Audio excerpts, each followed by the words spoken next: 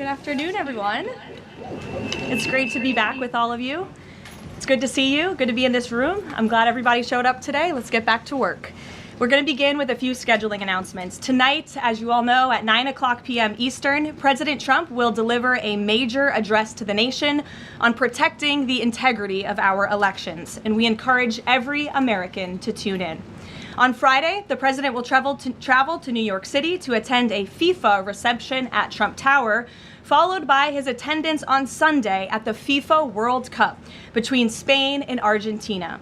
His attendance will cap what has been the most watched, most secure, and most successful World Cup in American history. This is a fitting conclusion to a tournament that showcased America's ability to host the world on the grandest stage.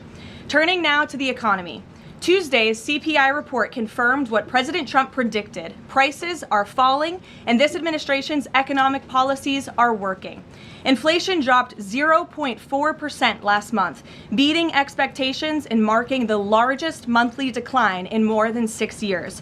Prices fell, including for gasoline, electricity, non-prescription drugs, car insurance, medical care services, and hotels, delivering relief for American working families.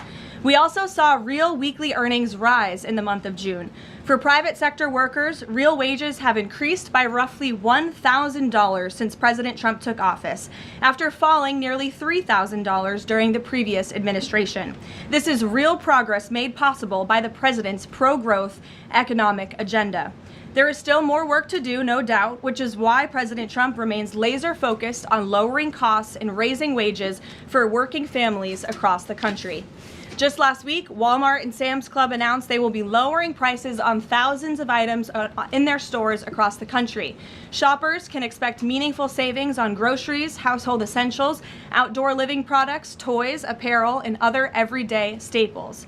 As President Trump said, Walmart answered his call and stepped up in a big way, and we commend them for that. We hope other major retailers will follow the lead of this patriotic American company. While we're on the subject of helping working families get ahead, I want to remind everyone that the Trump accounts are now officially live. To date, and this is a new stat from the Council of Economic Advisors this morning, more than 6.5 million American children have been signed up for accounts so far, including my 2 kids, who I signed up during my maternity leave.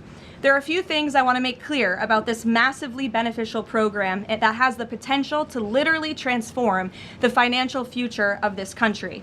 First, any child under the age of 18 is eligible to have a Trump account opened in his or her name. This is a free investment savings account that costs nothing to open.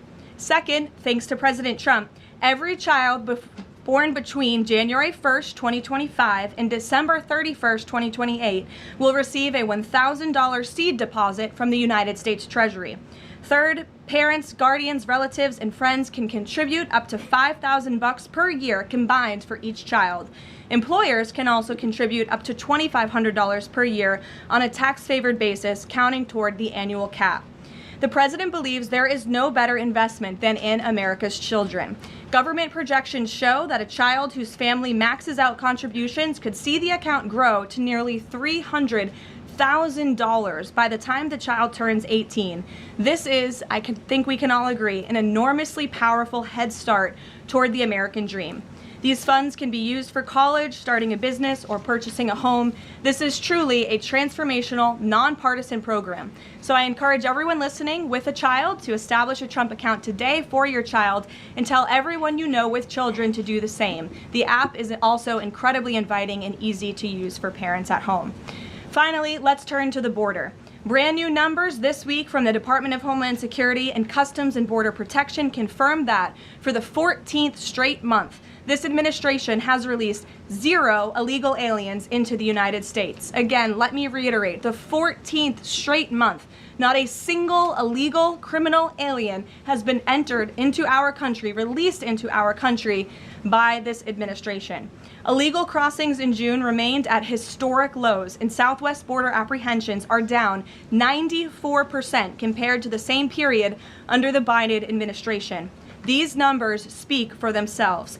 Thanks to President Trump's strong leadership and unwavering commitment to law enforcement, America has the most secure border we have ever had in our nation's history. The administration continues working to reverse the previous influx of millions of illegal aliens into our country by the Biden administration, and our law enforcement professionals, God bless them, are arresting criminal illegal aliens across the country, including those convicted of the most heinous and violent crimes. This past weekend alone, ICE arrested a Mexican national and gang member convicted of second-degree murder in California, a Dominican national convicted of aggravated manslaughter in New Jersey, a Saudi national convicted of indecent liberties with a child in North Carolina, a Mexican national convicted of continuous sexual abuse of a child in California, a Nicaraguan national convicted of second-degree child molestation in Rhode Island, and a Mexican national convicted of lewd acts with a child under 14 with force in California. These are egregious crimes, and again, I think we can all agree that none of you would want these individuals living in your communities, and you have this administration to thank that they are on their way back home. The American people delivered a decisive mandate to arrest and deport these dangerous criminals, and President Trump is wholeheartedly committed to delivering on that mandate every day. He will never waver in his duty to defend our homeland and protect the American people, and he has proven without a shadow of doubt that the chaos and the lawlessness that we saw every single day at the border and across our country under the Biden administration was a choice, and it is a choice this president has chosen not to make. While this work is far from finished, the border is secure and deportations will continue. With that, I'll take your questions today. I look forward to doing so. I know there's a lot of news. We have two people in our new media seats today, Rachel Bade and Ben Black. Rachel, why don't you kick us off? Ben will give you a question, and then we'll get to the rest of all of you. Thanks, Rachel. Thanks, Caroline. Welcome back to the briefing room, and congrats on your baby. Thank you. Two questions, Sure. if I may. The first one, a fun one for your first day back. You now have two babies under 2 years old. I do. As someone who has a 4-year-old, I can only imagine how little you are sleeping right now. What is your one tip or secret to women who want to have it all, the kids and the hard charging career? Well, thanks for the question, Rachel, and it is really good to be back with all of you. I don't think there is a secret. You just have to show up every day and keep going, and it really does take a village. Take the opportunity to shout out to my husband, who's home with our babies right now. I look forward to returning home later to be with them, but it's challenging. But for me, I view this as more than a job. I view this as public service on behalf of a president who I firmly believe in everything this administration is doing and really creating a better country for my children and their future, and I'm very grateful for that. Blessed to both be working in this job, but also to have two beautiful babies at home. And as you know, Rachel, and any mom in this room knows, there's nothing better than being a mother. So thanks for the question. Babies are the best. Okay, a question about tonight. There are a lot of Republicans in this town who very much support the SAVE Act and want to make sure, our elections are upheld, election integrity, top priority for them. But some of them are concerned that tonight's primetime address might focus on, elections of the past, relitigating them rather than voter concerns of today. I'm wondering, can you tell us if the president tonight is going to talk about the economy? You just talked a lot about the economy and what we're seeing there. And what does the White House say to Republicans who are worried that election issues like this could actually turn off swing voters? Well, a few things. I would encourage everyone to tune in tonight. I've seen a lot of reporting and frankly misreporting about what the president will say. I think the American people will be relieved to hear what they are hearing from the president of the United States and his commitment to transparency and the focus on the integrity of our elections tonight. I think all Republicans and Democrats should recognize this should be a nonpartisan issue. If we don't have safe and secure elections in our country, we cannot have a country. It is a vital part of our democracy, of our constitutional republic. The president will be speaking about that tonight. And in addition, at the very same time, of course, he is working on all of these economic issues that the American people have at home. I just read to you the latest inflation numbers are looking good, the best report in 6 years. The president, Republicans and Democrats and all Americans have this president to thank for the largest tax cuts in American history, which every Democrat on Capitol Hill voted against. You have this president to thank for the Trump accounts for our children and securing the future of the American dream. So this president is doing a lot, but obviously safe and secure elections are a true tenet of our constitutional republic, and the president will be speaking about that tonight. Thank you, Caroline. Thank you. And Ben, please. Hey, so I'm from England. I've been following the World Cup all around, absolutely loving it. Unfortunately, we got knocked out last night, so I'd love to ask a sorry for favour, the but loss. I'll skip over that. Tough day for you today. Yeah, it's all good though. But I want to know, so all these football fans coming to America, absolutely having a great time. I've had an amazing time. What do you want these football fans to take away from their time in America? Sure. Well, I'm so glad you enjoyed your experience here in our country, and sorry for the loss. We look forward to the final match on Sunday, and I know the president looks forward to attending, but I think the world saw that this president and this country is able to put on the greatest show in sports in the world. And we are a kind people, we are hardworking people, and we have the best country on the planet. And I know I've loved seeing the videos from foreigners from around the world who have traveled to the United States and have been quite surprised about how lovely and enjoyable the United States is. I don't think we get enough credit from the international media around the world, but we encourage everyone to come and experience America for themselves. So thanks for being here. Absolutely. And safe travels home. You're welcome. Caroline. Garrett. Caroline, welcome back. Good to see you. Likewise. To the degree that this speech tonight is about elections past, not elections upcoming, the 2020 election has had dozens of recounts, lawsuits, audits. 2024 election widely believed to be safe and secure. There's not really any question about that. A lot of people look at this. Because it was too big to rig. Well, I think a lot of people look at this There's a and massive amount of votes for this president. That's why he's in the Oval Office right now. No one disputes that. And there were a significant amount of votes for Joe Biden, who won in 2020. I mean, I think the question is, why is the president unable to let this go? Well, first of all, Garrett, I think part of the problem is that the media has refused to acknowledge that tens of millions of Americans across the country share the concerns of this president about the sanctity of our elections. And your premise of your question, you're jumping ahead to a conclusion in this speech before even hearing it yourself. I think that everyone should tune in tonight, including the people in this room, and you should report on the president's speech and the findings that he is going to reveal in this speech with a little bit of honesty and a little bit of integrity, because it will shock you if you have an honest eye listening to the president tonight, and everything he is saying will be backed by facts and by evidence that will be provided this evening. And again, Garrett, I think all Americans, Democrat, Republican, should agree that we are the greatest country in the history of the world. We should have the safest and most secure elections in the history of the world. And what the president will be speaking about tonight will show you that perhaps that is not the case, and we need to make some adjustments moving forward, including the Save America Act, as Rachel pointed out, is a key legislative priority for this president on Capitol Hill, and he wants to see all senators and members of Congress voting in favor of the Save America Act, because it's crucially important as we move forward. Aisha. Hi, Caroline. Welcome back. And Thank you. I'm assuming the pink is for your baby girl. You know, I didn't think that, but I guess it is now. Thank you. Yeah. We've talked a little bit about what the president might say tonight, but the other question is, who is running the teleprompter tonight after this report that the other guy is now under investigation for making money off of reading the president's speech? Obviously, I'm aware of the report. The president is too. I spoke with him about it. He believes it's deeply unfortunate and frankly a disgrace.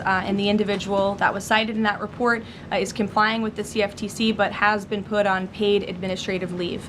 So there will be a teleprompter operator tonight, of course, but it will not be the one, unfortunately, in that story. And one more on Iran. The vice president, J.D. Vance, went on this podcast with Joe Rogan yesterday, talked about Israel, in which he said that there are some people within their system that we know beyond a shadow of a doubt who are manipulating and trying to change American public opinion to keep the war going on indefinitely.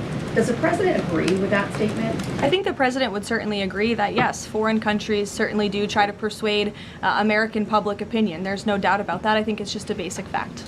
Ed. Good to see you, Caroline. Following up on the teleprompter and then one on tonight's speech, what steps is the White House taking to ensure something like that doesn't happen again? Well, the White House has extremely strict ethical guidelines with respect to issues like this, and as I just told you, this individual will no longer be here. He'll be on paid administrative leave. I'm sorry, without pay. The administrative leave is unpaid, to be very clear.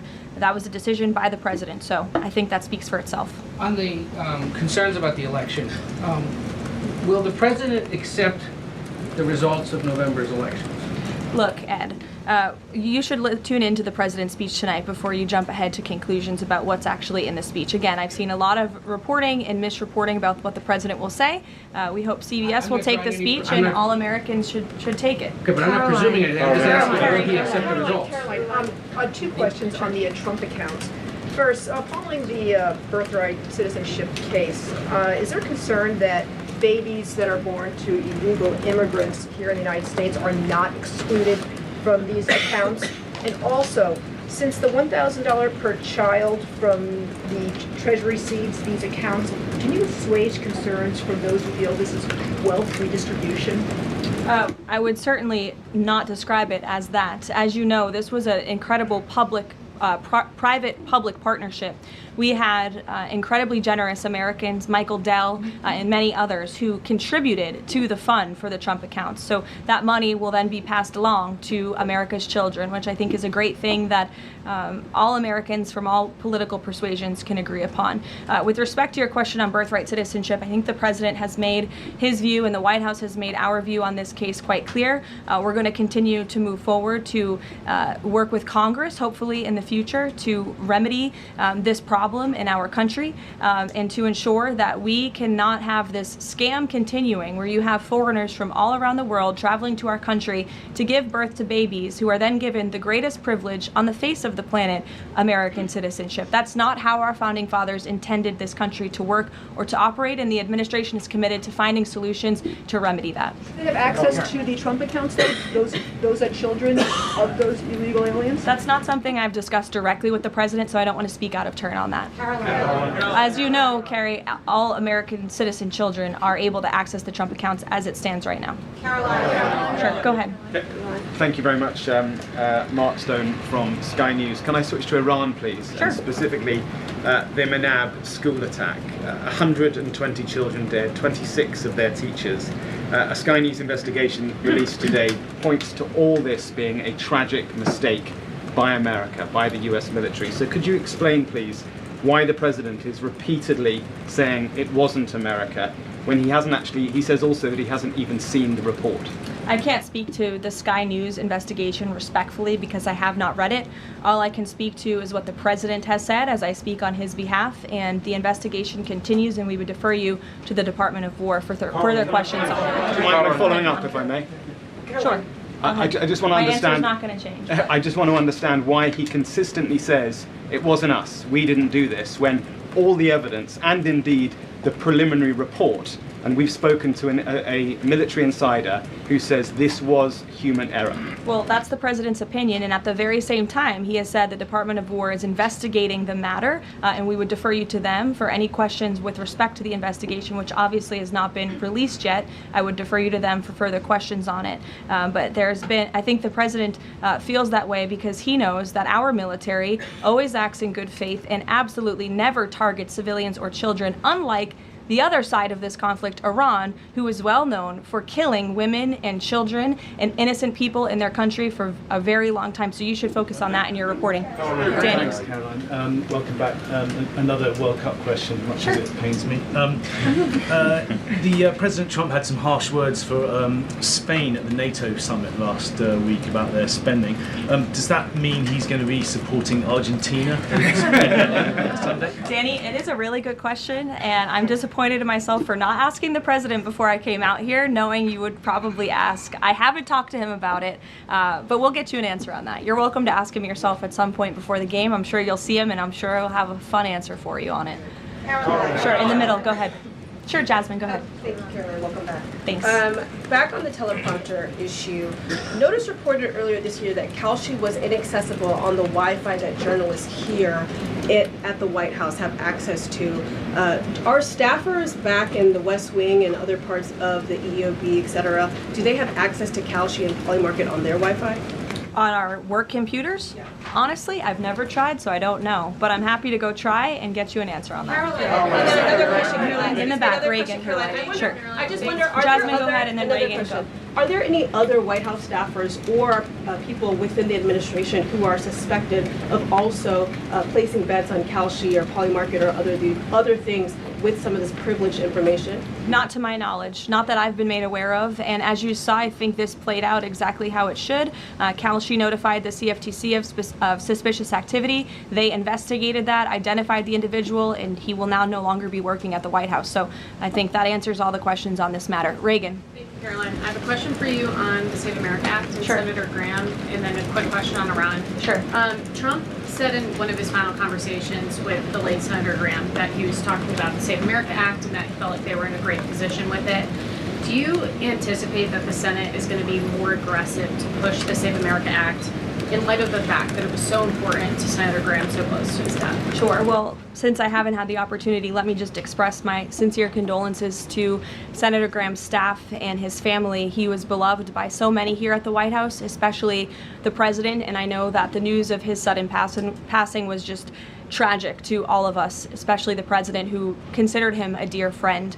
The Save America Act, as I said, Reagan, is of vital importance to this president, and he wants to see it move forward. I understand that Capitol Hill and Speaker Johnson are moving forward with attaching as many elements of the Save America Act as possible to the Budget Reconciliation 3.0. Here we go. The president is supportive of that process, and he hopes that Republicans will vote for this important piece of legislation. The Budget Reconciliation bill not only will address the Save America Act, but also ensure important aid for our farmers and our war fighters, which the president supports as well. Brian. Thank you, Caroline. Welcome back. Thank you. On the Kalshi situation, I have just a few questions on that. Sure. This individual has been accused of making trades around the president's speeches for months. I mean, this has been going on since at least earlier this year, maybe even before that. Did the White House counsel have any awareness that this was going on with this individual? And if not, No.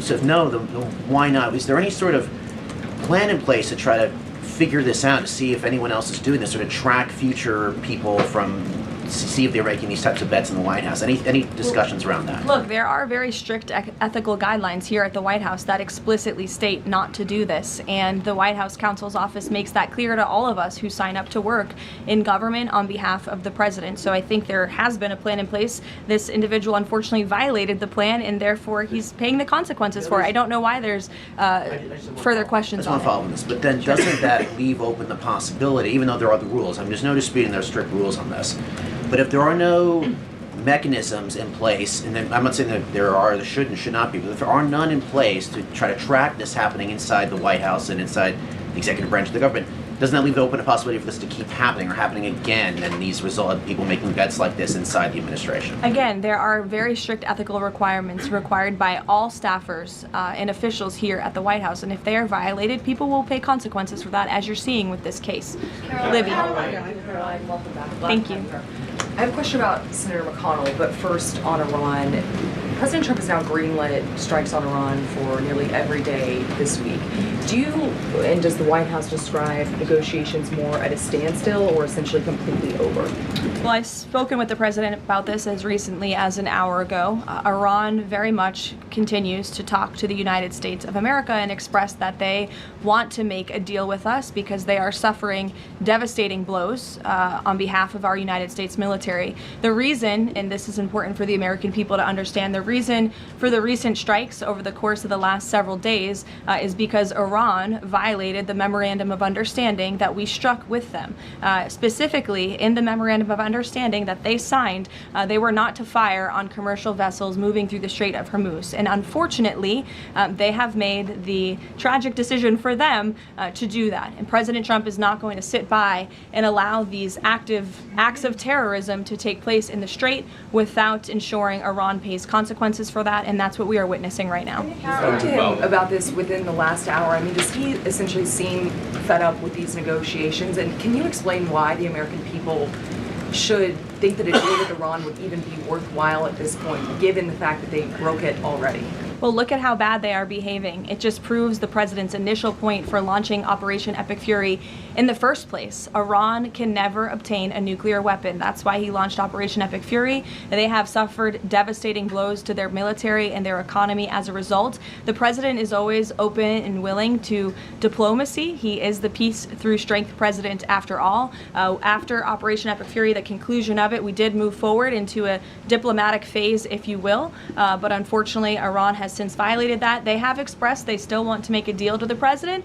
We're talking to them, but again, again, the president is not going to allow them to fire on ships in the Strait without paying a consequence for that. And I think just one more point, I think throughout this entire endeavor, the president has proved not just to Iran, but to the entire world that we can hit Iran anytime, anywhere, any place, and their ability to defend themselves has been essentially wiped out because of this president and Operation Epic Fury in the first place. Sure. Lena, go ahead. Thank you so much. Welcome back. Thank you. 2 questions for you. If I can read 2 comments, one made by President Trump and one made by the Vice President on Iran.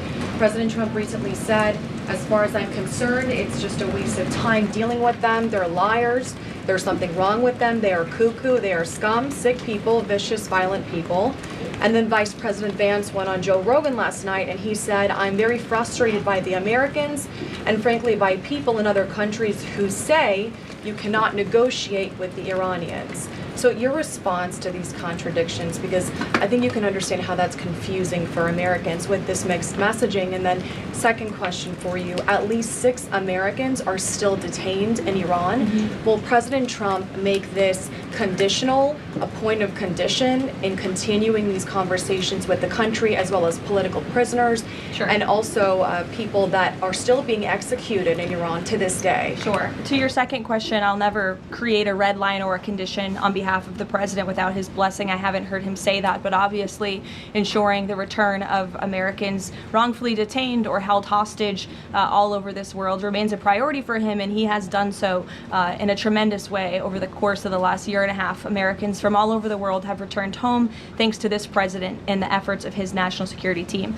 To your first question about the comments between the president and the vice president, respectfully, I do think you're taking comments from different times throughout this conflict and kind of asking me if these are contradictory of each other. I can tell you the president, vice president are on the exact same page about where we are right now in this conflict. And the fact that you do see elements of what's remaining in the Iranian regime that are more willing to make a deal, and then other elements who are not so maybe willing to make a deal, shows that Operation Epic Fury was incredibly effective because we neutered their ability to communicate with one another, and they are a fragmented system. They are not the once very strong, powerful terrorist state that they were before this operation, which was one of the ultimate goals. So we'll continue to work through the process, and as I said, the president will hold them accountable when they turn their back on the words that they state to the United States, but he is always open to diplomacy at the very same time.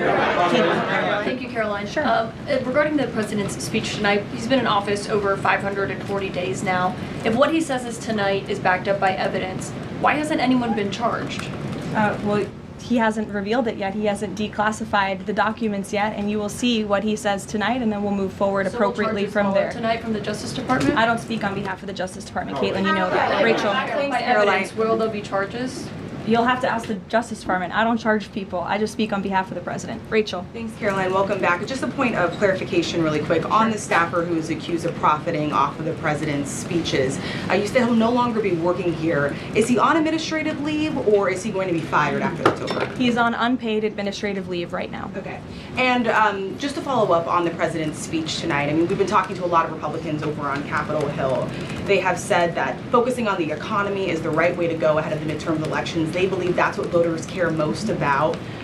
What does the president say to Republicans who think that focusing on the 2020 election, election integrity, all of these issues right now is not the right approach so close to the election? Well, again, you guys have not heard the speech yet, so I would digress with the criticism until you actually hear what the president is going to say and what he's going to say when he addresses the American public. I would also add again that the administration and especially this president are able to walk and chew gum at the same time and tackle a number of issues on a number of different subjects every single day. We see that president do that working around the clock on foreign policy, on domestic policy, all of the time.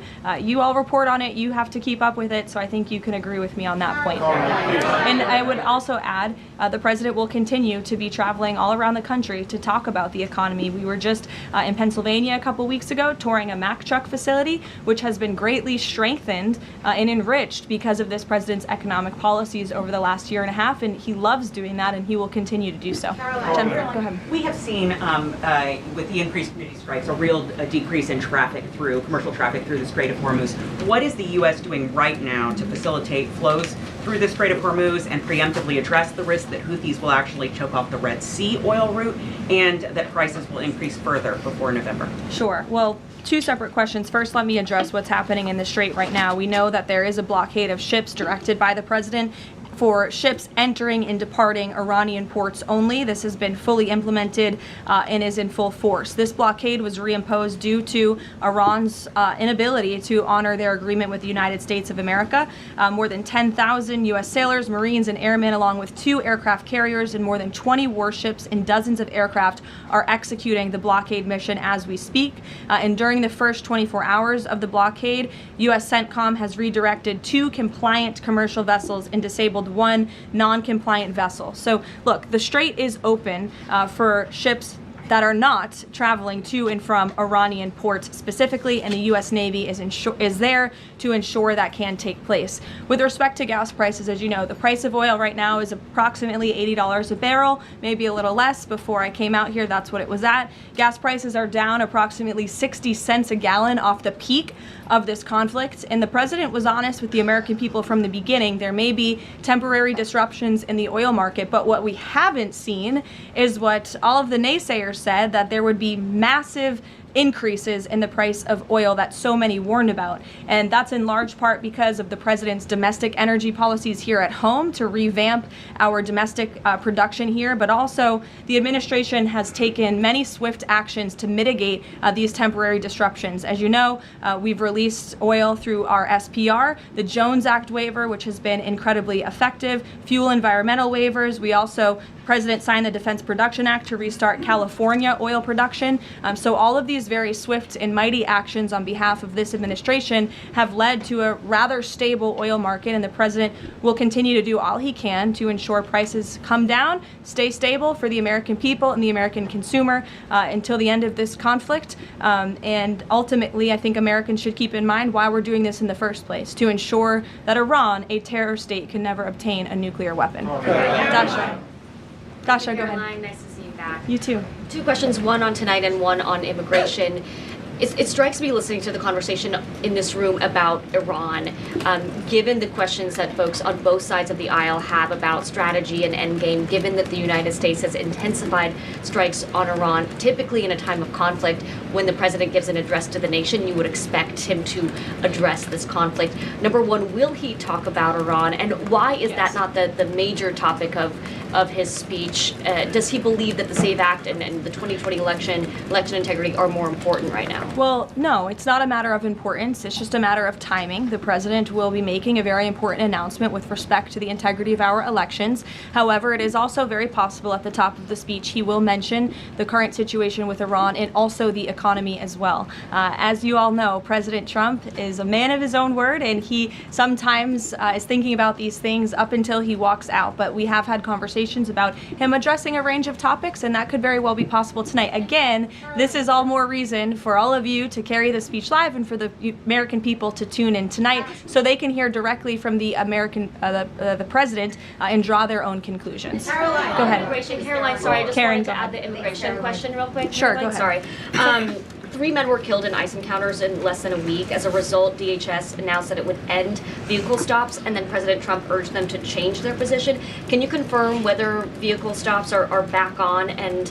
is the administration doing anything more to prevent these kinds of deaths, maybe accelerating distribution of body cameras, which weren't present in this case? So a couple of things. Vehicle stops are continuing. Verbal guidance has been given to all field offices across the country by the Department of Homeland Security. The President and the Secretary of Homeland Security are on the same page that vehicle stops are a necessary tool that ICE agents need in order to continue their deportation campaign of the worst illegal alien criminals from our country. With respect to body cameras, I know there's been some questions about that in recent days. Over half of all ICE field offices now do have body cameras, and the remainder of the field offices are expected within 60 days. It's been a slower rollout than we would have hoped, but that's because of the Democrats' decision to shut down DHS for several weeks. So we expect to fully execute on the promise of body cams to all field offices across the country very soon. Thank you. Karen. Caroline. On the parasite outbreak related to Yes. produce, can you give an update on the administration's response to this? Are there federal officials on the ground in the hardest hit states right now doing any testing of production facilities or farms to try to figure out where this outbreak has started? Well, what I can tell you, having been back at the White House for just a couple of short weeks, I've been in meetings on this very topic, and I can tell you the White House is closely monitoring the situation, has a handle on the situation. We're committed to providing the CDC and the FDA the resources that they need, and we urge all Americans to follow CDC guidance on properly washing and cooking raw ingredients to prevent this foodborne illness. As you know, there has been an unusually high number of cases. There are typically thousands of cases of this outbreak every year, but there has been an unusually higher number, and that's why we're working with the FDA and other partners at the federal, state, and local level to increase detection methods, provide the guidance, and then also, most importantly, trace the outbreak back to its original source, which we are currently in the process of doing. Lack of permanent leadership at the CDC and FDA and any funding cuts, has that slowed the response to figure out where this outbreak has started? No, we've talked to the CDC and FDA specifically about that, and not at all. They have the resources they need to make sure that Americans are fully informed and protected from this illness during this time. Caroline, please. Caroline, welcome back. Thanks. Last year, the administration signed a critical minerals deal, mining deal with Kazakhstan for a little-known U.S. company. It was an agreement that President Trump and Howard Lutnick got tentative approval for with Kazakhstan's president in September. 6 days before the deal was signed, which was in November, the president's older sons with other partners took a 20% investment in a company related to the deal. What did the president know about his son's involvement in this arrangement, and when did he find out about it? From my understanding, Maggie, nothing. I've spoken to the president and his family about this. They would absolutely never do anything that would put the president in a place of a conflict of interest. And we have timelines to give you and to provide you, which we did to the news media at the time when this story broke, to prove that very point that I just made. Sorry, just 1 second. So the president did not learn about it until it was in the media? That was when he found out? That's my understanding of the matter, yes. Caroline, Go ahead. Thank you very Carrie, I'll much. go to you after. Just Thank you. Sure. Thank you. Go ahead. Me? Okay. Why don't we just... Okay, thank you very much. Mr. Curtis, Starting you in are the back. very welcome back. Okay. Thank you. Yesterday, Iran launched a drone attack against U.S. facilities in Erbil, threatening American personnel and the Kurdistan region, one of the American closest partners in the Middle East. What is your message to those responsible? And are you staying with your loyal ally in the Middle East and at least helping them to defend itself? Who launched the attack? You're saying Iran, yes, Kurdistan of course. region. Well, I think I've addressed that previously in saying that Iran has unfortunately shown to violate the word that they struck with the President of the United States. They're paying consequences for that in the strikes that the President has authorized in the recent days. Thank you, Caroline. You were with the President in Ankara for the NATO summit, and there Ukraine was one of I was not actually. Oh, you were not. Okay, yeah, but the issue of Ukraine was one of the most important topics there, and the situation is escalating between the two sides in these days, but there are still efforts. Can you give us more information about where we are and how the local power breakers, including Turkey, are involving in order to solve the problem? Sure, I'll check with the National Security Council and get back to you on that with more specific guidance. What I can tell you is I know the President greatly enjoyed his visit to Turkey, and not just his participation in the NATO summit, where he applauded the United States for getting our NATO allies to step up and pay their fair share for our defense,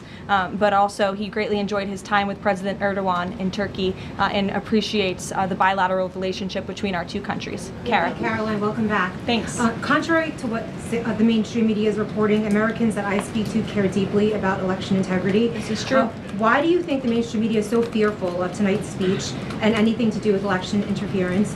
And why are they attempting to discredit President Trump's speech before they've even heard it? And lastly, what's your message to AOC, who is asking for President Trump, the mainstream media, to actually censor the sitting president's speech tonight? Yeah, I think that the mainstream media should air the president's speech and allow the American people to draw their own conclusions from it. Again, I think it's important that the American public hears directly from the President of the United States on a topic that, to your point is very near and dear to the hearts of many Americans across the country, the integrity of our elections. This should be a nonpartisan, non-controversial issue, and I think you'll hear the President talk about that tonight. So we'll see you then. Thank you. Who is telling the President that he wanted to